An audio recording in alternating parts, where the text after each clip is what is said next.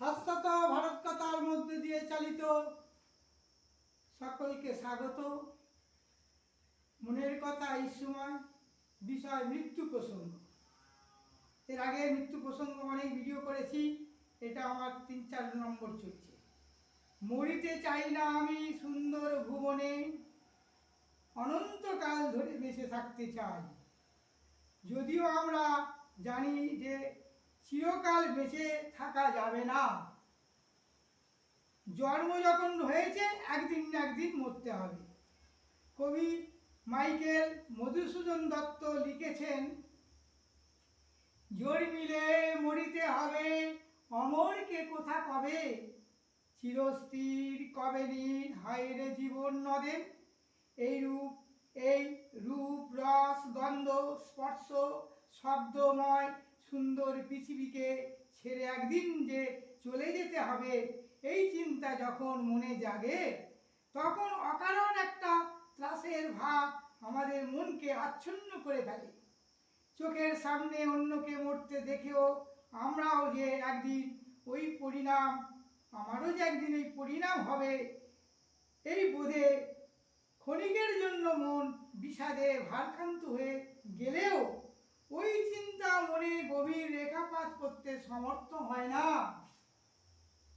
শাস্ত্রে আছে, অদ্য বাপ্ত শতান্তে মৃত্যু ধ্রয়ী প্রাণিনাং ধ্রুব।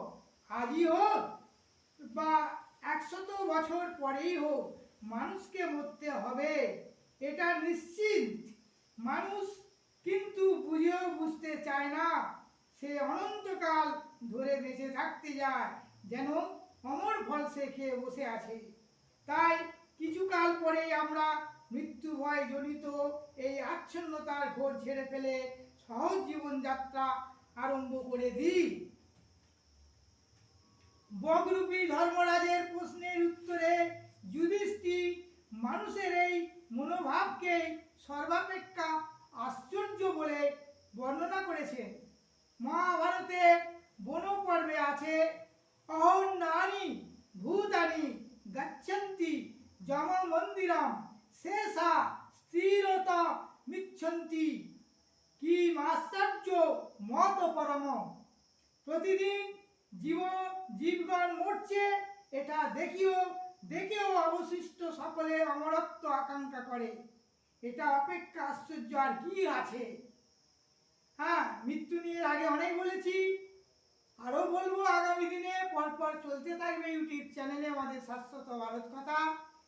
আপনারা ভালো লাগলে কমেন্ট করুন, সাবস্ক্রাইব করতে ভুলবেন না, দয়া করে করবেন। হ্যাঁ, ভুল ত্রুটিগুলো তুলে ধরবেন, কমেন্ট করে জানাবেন। হ্যাঁ, বলে যাব আজ এই পর্যন্ত বললাম। হ্যাঁ, এর পরপর বলতে থাকবো।